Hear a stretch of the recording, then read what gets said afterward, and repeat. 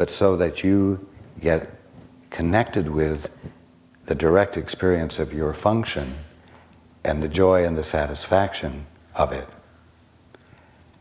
As a result of that, your life will become more flexible, less plastic. Your health will not be potentially endangered, and you'll be more on your way toward waking up. Now, what I have said does not constitute a judgment, as far as I am concerned, on you, but just a clear expression of what is happening so that you will be less deluded about how your life is going. With the facts, you can make new decisions. With new facts, you can make new decisions. So, I encourage you to explore the nuances of disturbance in their beneficial action of bringing more flexibility and more security in flexibility into your conscious experience.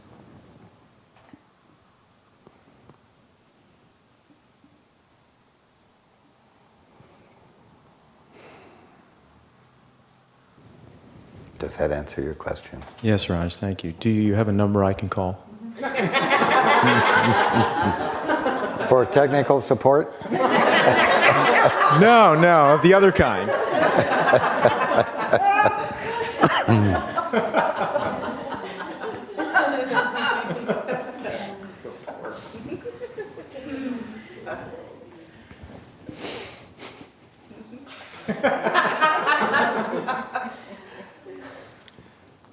Do you have another question?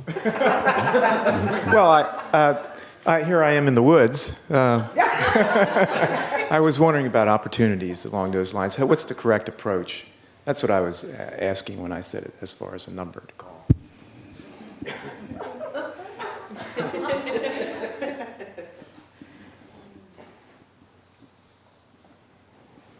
Don't worry about it. If the willingness is there, it's like a scent. A scent, not a scent.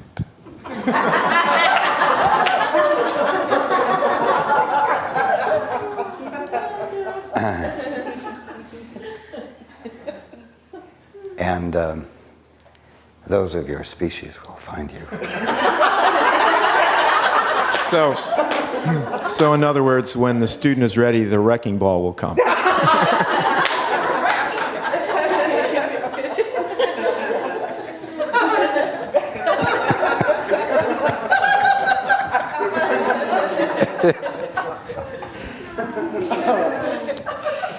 You understand perfectly. Okay.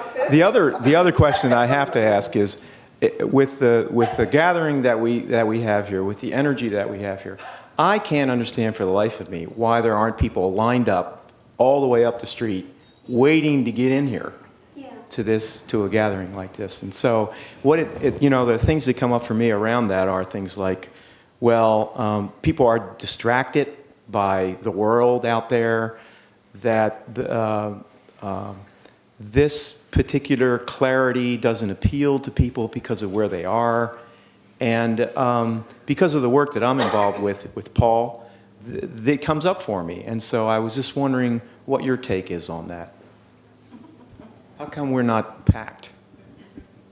Not that this isn't nice, don't misunderstand me, because I get to ask more questions.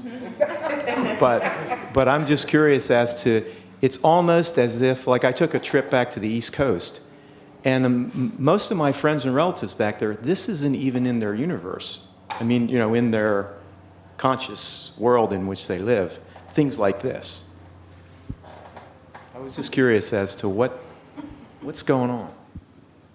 You remember Andreas saying to Paul, boy, if you only advertised, this stuff is so good, people would eat it up. And I do feel that in the world there is a real hunger for this kind of information. So I'm like, what's going on here? You know, the banquet is set, but who's, you know, there are so few partaking, there's all this food left over. Susan.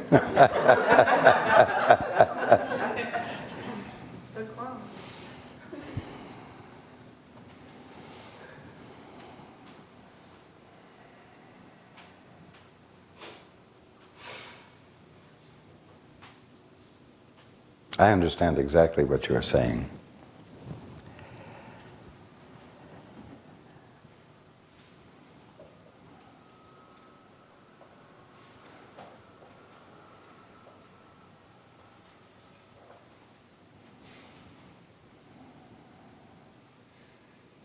Paul and Susan have the same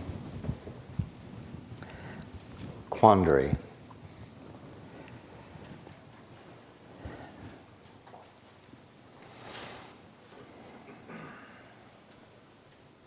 But you know what?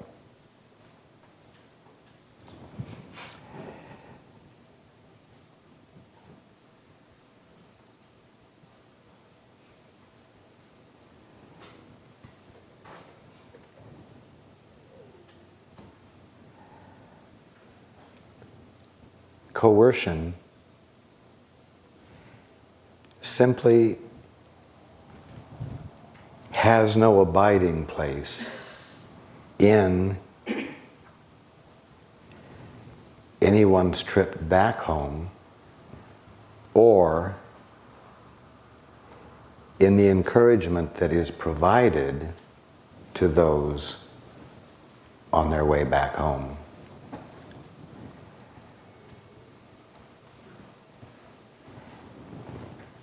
And in that sense, you'll find everything that we, Paul and I and Susan and you, whoever is involved, you will find that everything that we are doing will be consistent with that.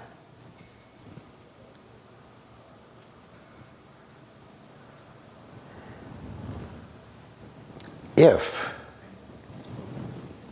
a good PR program were instituted, you might find an increase. You might find people waiting in line. But then some of those people will say, you need to be doing a better job of PR. And they won't realize that it's not about PR at all, and it's not about attracting numbers. It's about them getting down to the business of returning home, because that's what they wanted to do before they ever heard about the work that you're doing. You see, I will not distract people. I will not distract any of you from your internal decision and commitment that you have been willing to make to returning home because you've had enough suffering.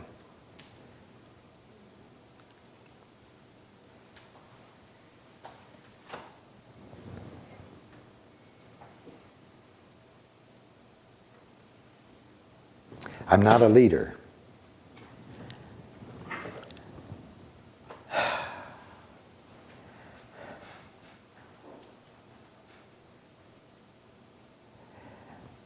I do stand in front of you, and I do say, come forward. It's safe. And by virtue of standing there in front of you, where you thought there was a chasm, you have courage to take a step or a millimeter. But I'm there to facilitate your decision, not to get you to conform to what I know you ought to be doing. I can't know better than you for you. You've got to know better than you know for yourself by risking the chance that when you step forward, chaos will not be the result.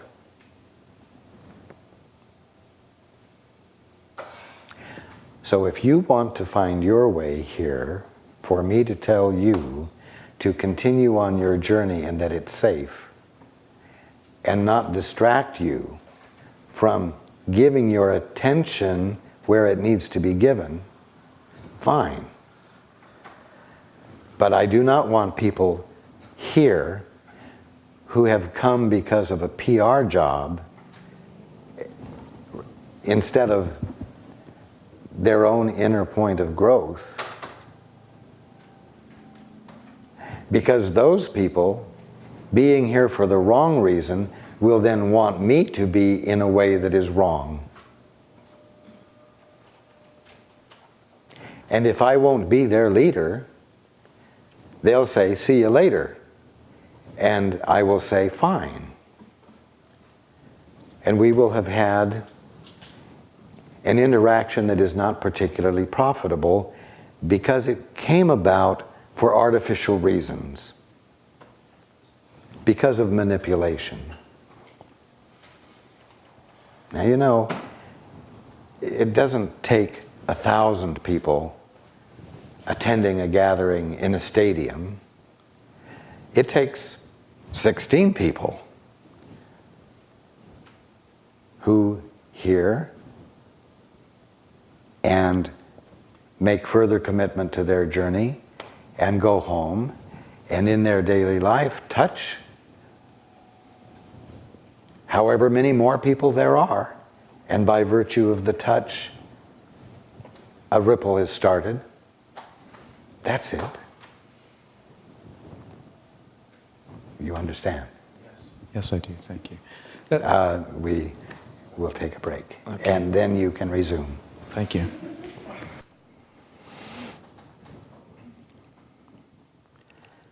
Okay.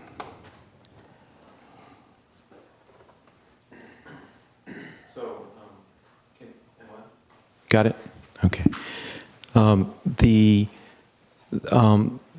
The feeling that I'm getting also as I see what's going on in the world from my small perspective is the best way I can describe it is the I Ching.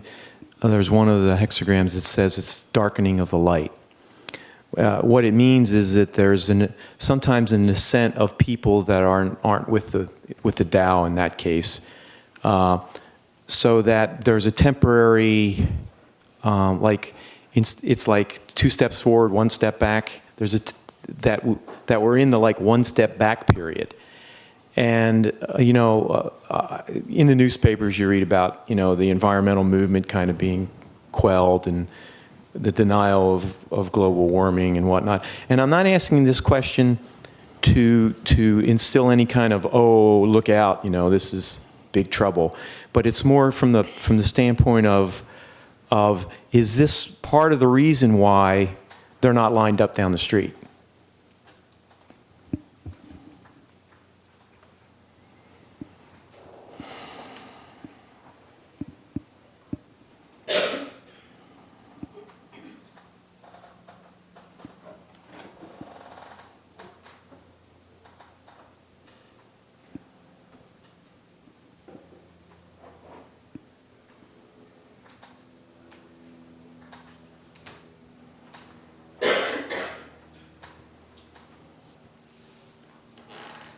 Not being lined up down the street is a totally meaningless phrase, thought, idea.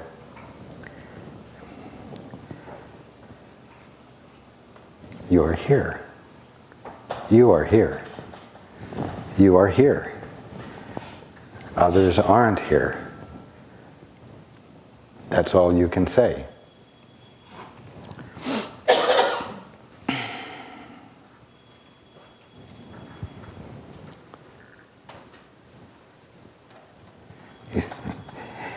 You're all already home. So, to talk about where you are on some journey home is all nonsense also.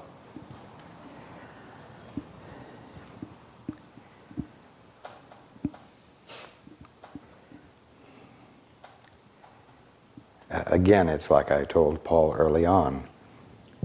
It's as though he is sitting in the house at a microphone, and out in the yard are the speakers through which his voice comes. If he begins to be curious about what's coming out of the speakers and goes out to hear, he will hear nothing, because he's left his post, so to speak. There isn't anybody out there that isn't in line.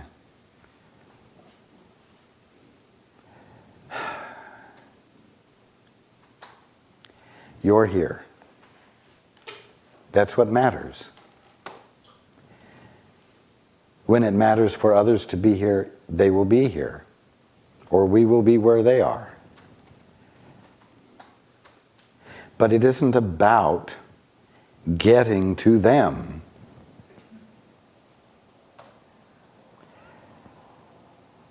It's about being.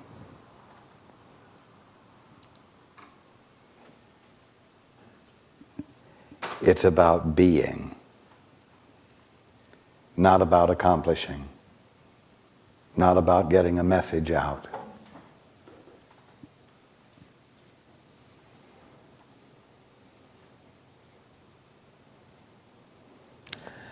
Don't worry about the multitudes.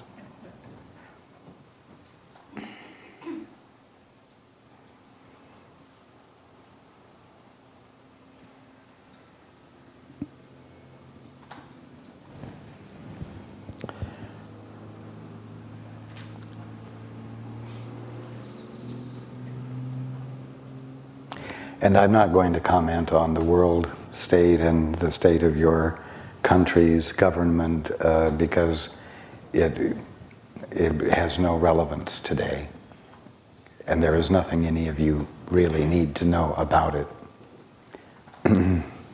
So that whole arena is just nothing more than a distraction.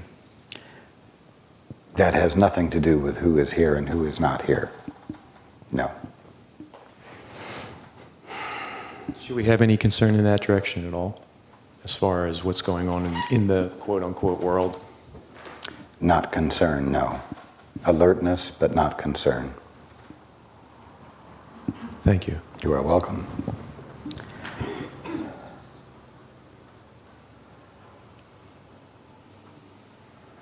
Who comes or doesn't come?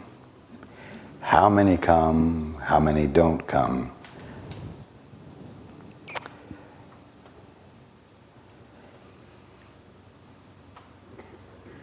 Can provide no justification for Paul to listen or not listen to me.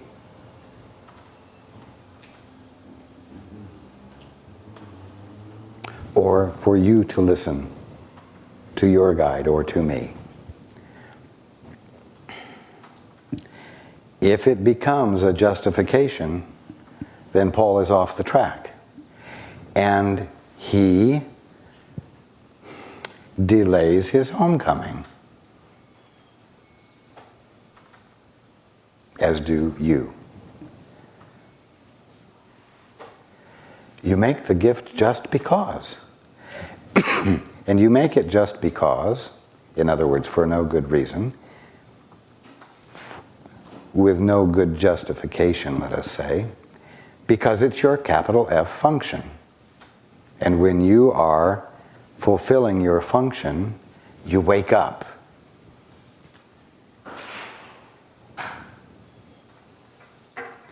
So it's all about you, it's not about who could be standing in a line 5 miles long, waiting to get in, you see.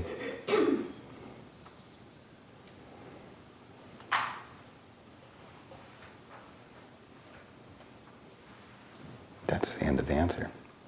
Thank you. You're welcome.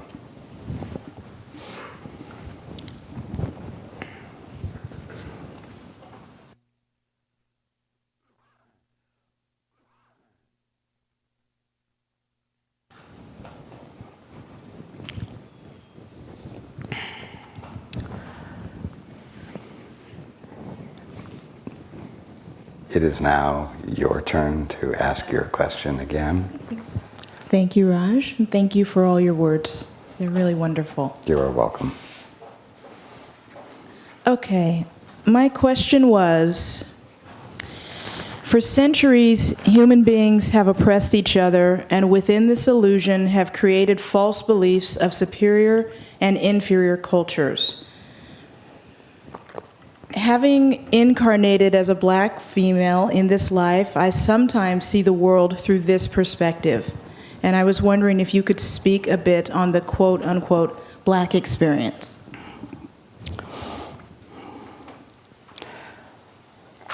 I'm going to ask you, first of all, if you will share something of your experience of the black experience. Sure. What has it meant for you?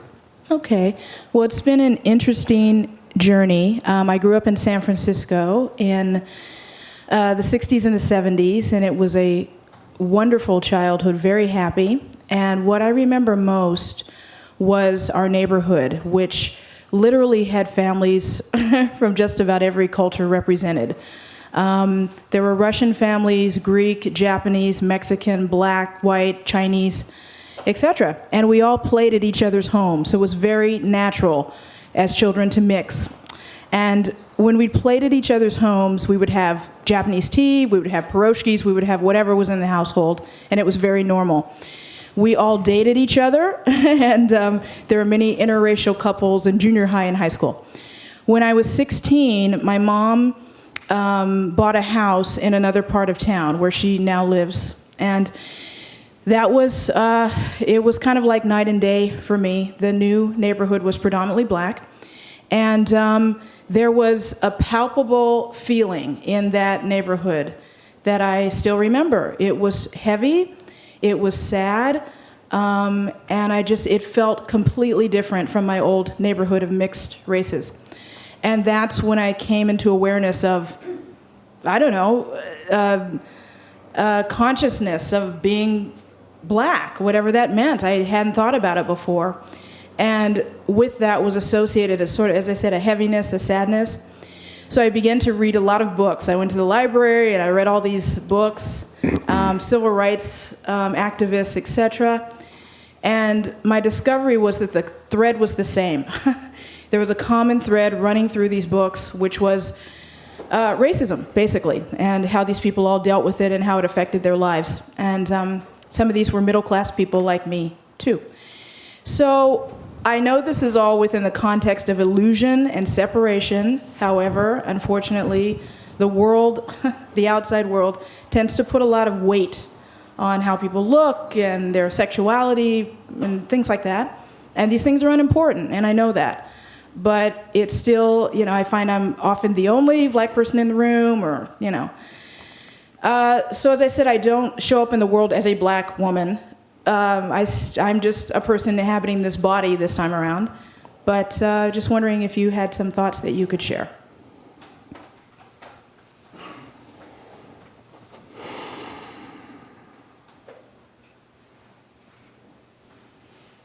Fortunately, you're not the only human being in the room.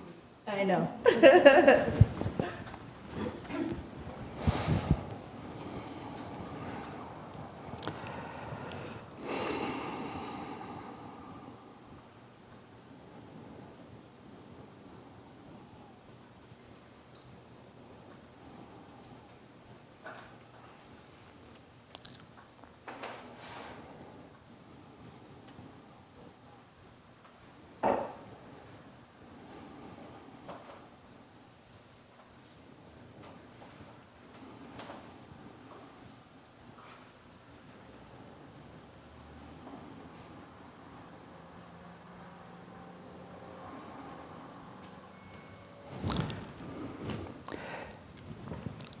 And I wasn't just being cute when I said that. Because if you find the lowest common denominator, there will never be difference noticeable, even though there is variety. You can have tall white people and short white people and fat white people and thin white people all in a room, And one of those classifications could be on the outside. So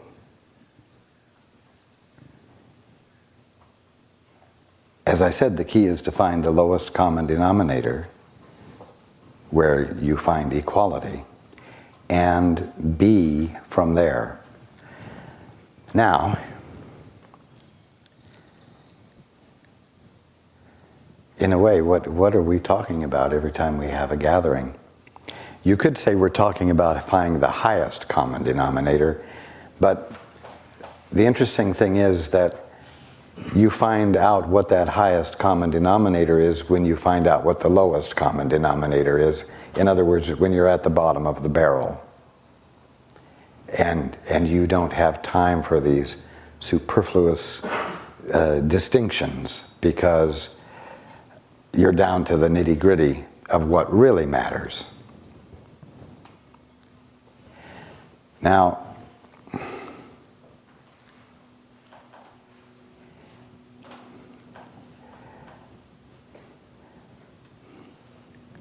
groups identify themselves. And there is a group behavior, whether it's black or whether it's American Indian or whether it's white or Chinese, whatever. And when there is contention between groups, there will always apparently be one in ascendancy over the other, and therefore victimizer, victimized classifications that can be seen. But the simple fact is that each of the groups involved are actively playing those parts. And until one of the groups stops playing the part, the game will continue, which is exactly what Martin Luther King did. He stopped playing the part, and he helped inspire other black people to stop playing the part. Now, I will tell you that in spite of the fact that it seemed unjust, the blacks took pride in their suffering.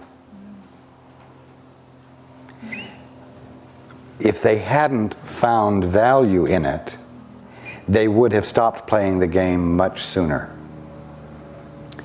So the ones who are being victimized, who are getting something out of it,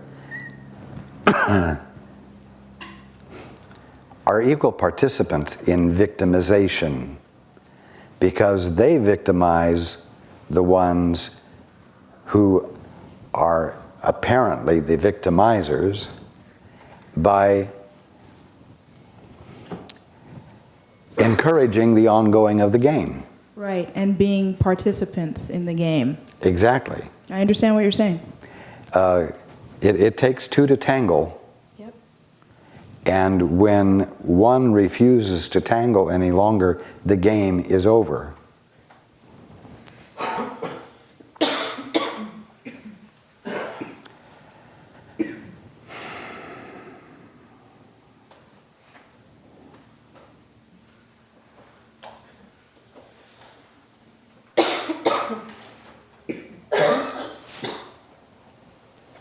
That is about all I can say.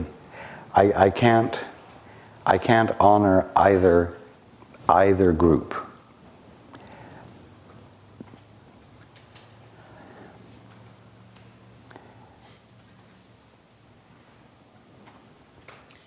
Either group meaning the victims And the victimizers. Right, right. Or the white and the black, the Right. slave holders and the slaves. Right, right. It's interesting you brought up Martin Luther King, because another part of my query was